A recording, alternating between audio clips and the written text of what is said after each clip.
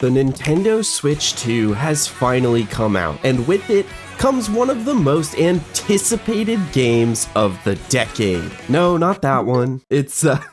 It's the $10 tech demo, right guys? Now, a lot of discussion about this game pre-release has been pretty negative. Many people think it should be a pack-in game or a free download, and while I agree with the sentiment, can we just remember what company we're talking about here? I mean, the Switch 1 came out, and pardon me for referencing the passage of time here, 8 years ago, and that console had a $50 tech demo. Does that make the decision to make this game paid good? No, but at least we're moving in the right direction here. Anyways, I decided that as a content creator, it was my fated duty to pay $10 for this game so that you never have to. Instead, let me sacrifice myself for you. I will be their one and only sale. Gracious, I know. Perhaps you could like the video, subscribe, and leave me a nice comment thanking me for my service so that I can hopefully recoup my $10 losses. Nintendo Switch 2 Welcome Tour is only a game sometimes, when it feels like it. A lot of the game is more of an educational instruction manual, but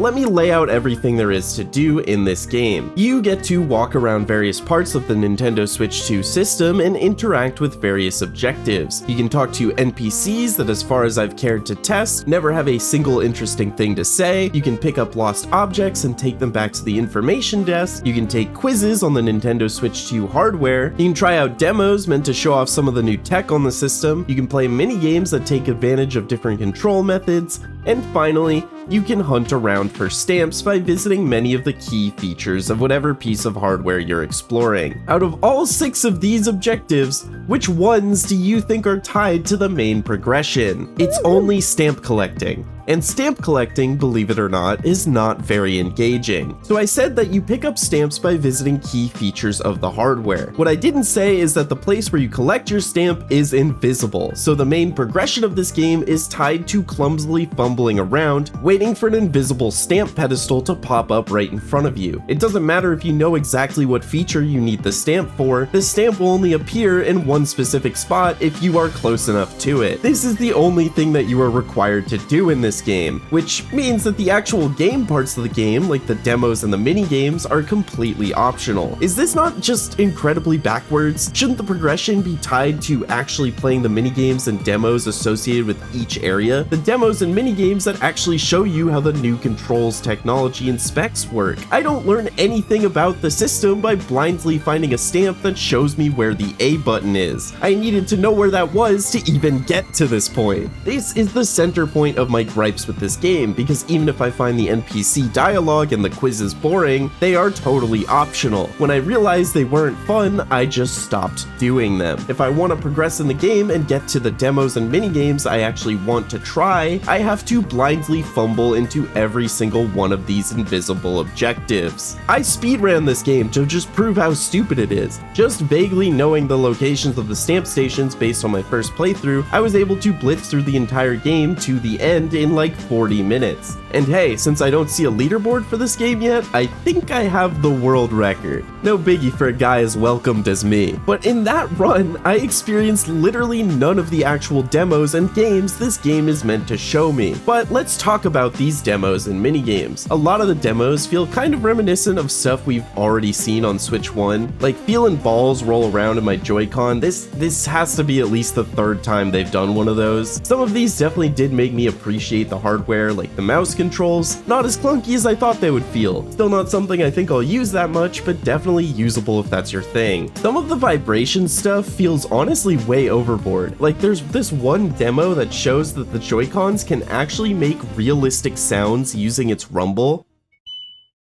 Whoa. What?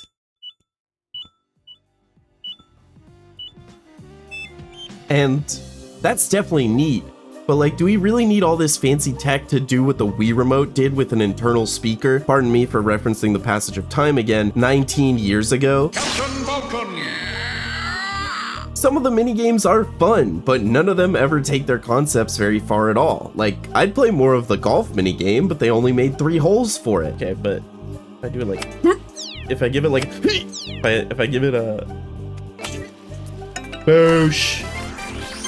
0.96. The first sub 1. The first sub 1 in history. Hell, some of these minigames would probably be pretty fun if you could play them against other people, like this car racing one. But you can't. Of course you can't. Hey guys, watch out. I'm gonna be getting into some heavy spoilers for Nintendo Switch 2 Welcome Tour. If you're a human being on this earth that doesn't want the ending of Nintendo Switch 2 Welcome Tour spoiled, then skip to this timestamp. Anyways, the final area of the game is inside of the Nintendo Switch 2 console. It is not very different from any of the other areas. You wander around getting your stamps with some minigames, demos, and quizzes sprawled about. Then, once you get every stamp in the final area, you get to go deeper into the final area, the Switch's memory chips. And here you actually have to find 3 more stamps, but then you get to take on the final boss, a 13-question quiz about everything you've learned.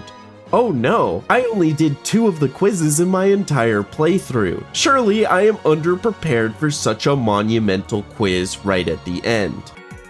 What is the shape of the wheel? It is a circle. Okay. The quiz is very easy. Any question that might seem like something you wouldn't know just has 3 stupid answers and 1 obviously right one. And once you finish that quiz, you get nothing. No credits, no fanfare, no little crown for your little dude, nothing. Many people might be thinking that maybe you get something if you 100% the game, and that may be true, but I can't even test that because, you see, this game isn't actually $10. In order to 100% the game, you need to get peripherals. There is one minigame based on the GR/GL buttons, only on the Nintendo Switch 2 Pro controller, one minigame based on the Nintendo Switch 2 camera. Boosh. That's perfect. That's actually perfect. That's actually perfect. That's actually a perfect score. Never before seen perfect score. I'm gonna end it all, and a few demos and minigames based on having a 4K resolution display. Now, I did happen to buy a Pro controller with my Switch 2, and it turns out that you can connect a regular USB webcam to sub in for the camera, which I'm honestly really surprised about. Like, when has Nintendo ever let you do something like that? But I just so happen to not have access to a 4K display, which means that it's physically impossible for me to 100% this game until I get one. Dang it. I guess I don't have to do all those quizzes anymore.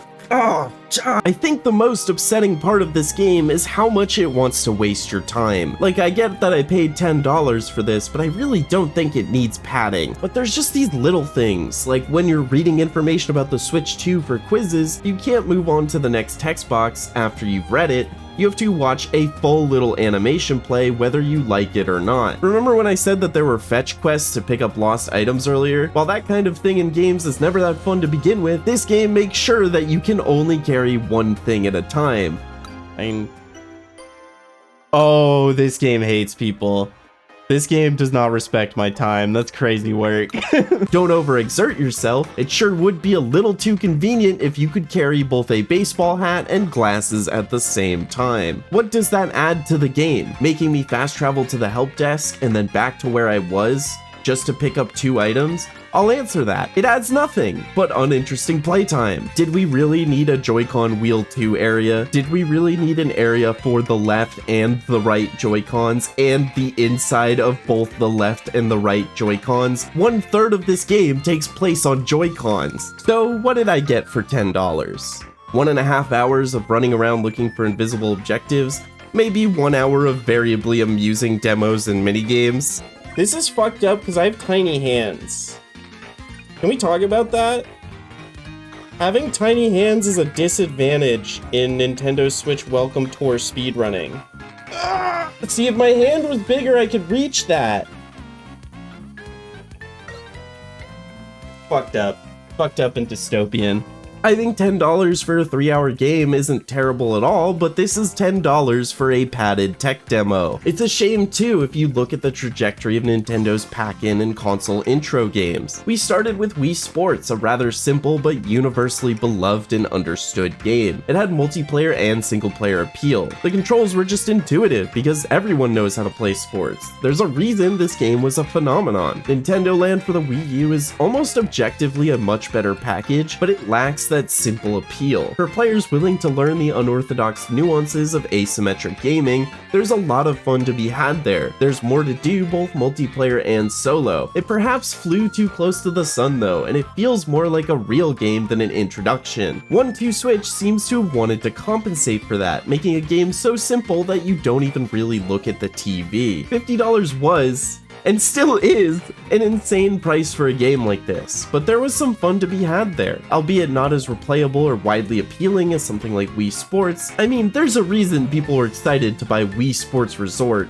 and most people don't even know that Everybody 1-2-Switch exists. Instead of trying to be as complicated as Nintendo Land, it really tries to dumb things down to be even simpler than Wii Sports, but it lacks that appeal. But then we get to Welcome Tour, a game that feels afraid to be anything, too afraid to commit to any of its best ideas, too afraid to let the player go too soon so it attempts to artificially inflate playtime, too afraid to even give us a small taste of the goofy multiplayer action Nintendo consoles are generally known for, but not too afraid to slap on a $10 price tag. It feels so clean and corporate too, such a non-distinct isometric art style. You can't even be your me in this game. You have to be one of these uninteresting generic humans with maybe a singular defining feature if you're lucky. I think frustratingly, a lot of this game's shortcomings are born from its price tag. Like, if this game was free and they called it Nintendo Switch 2 Instruction Manual, had none of the weird padding or progression, just information, demos, and minigames, I think the general public opinion of it would be really positive. But because this game, that is barely a game, wants so badly to be a game, it cheapens itself with fluff that I can't imagine most players even want to begin with. If the game was okay with not being a game, the experience could have been so much better. But hey, who cares about the player experience when that player has already forked over $10? Don't buy Nintendo Switch 2 Welcome Tour. I am your sacrifice, and all I ask for is engagement. Shoutouts to my patrons and members. Special shout out to my first high tier Patreon supporter, AUD3. If you want to be in the credits of future videos and get some other perks, then join the channel or support the Patreon. Also, if you want to stay updated on my stuff, join my Discord, links to all of that below.